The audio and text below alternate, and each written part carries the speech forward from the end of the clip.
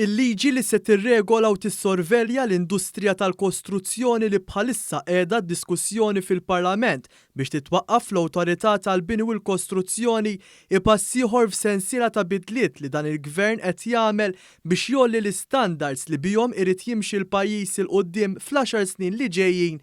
Għal dan il-Prim Ministru Robert Abela l-4 filgħaxija fil-Parlament propju waqt li ppreżenta r-rapport brabta mas-settur tal-kostruzzjoni li eventwalment se jkun qed jara twaqqif ta' awtorità b'saħħitha li tirregola s-settur.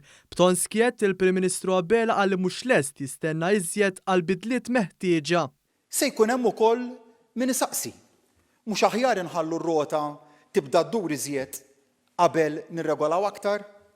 Ir-risposta tiegħi iżda hija waħda skjetta. Mhux lest nistenna iżjed. Fil-Parlament il-Prim Ministru Robert Abela għamel referenza għal każ li wassal għal mewt ta' Miriam Paċ, om ta' żewġ titfal.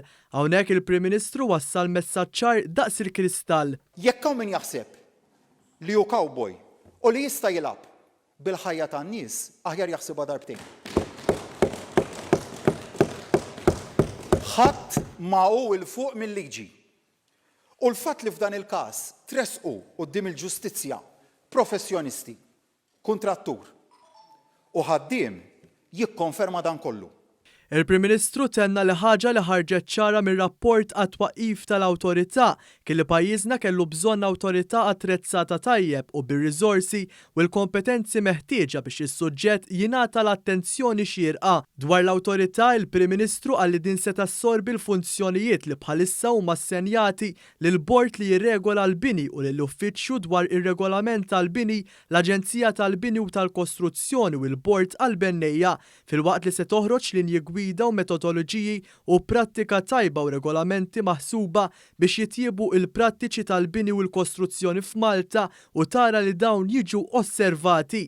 Fost bidliet importanti ħafna dik li l-awtorità ħażżomm ukoll reġistru tal-kumpaniji li joffru servizz ta' kostruzzjoni. Dan hu reġistru li se jgħin biex jirregola is-settur.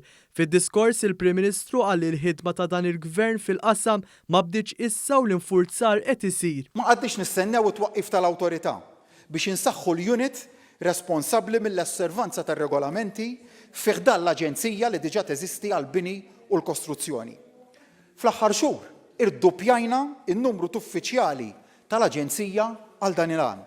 Apparti dan semma kif se tibda skema li permezz tagħha persuna li se jkun qed isir bini ħdejja se jkollha id-dritt qabad lil perit tagħha u jħallas min se jkun qed jagħmel l-iżvilupp.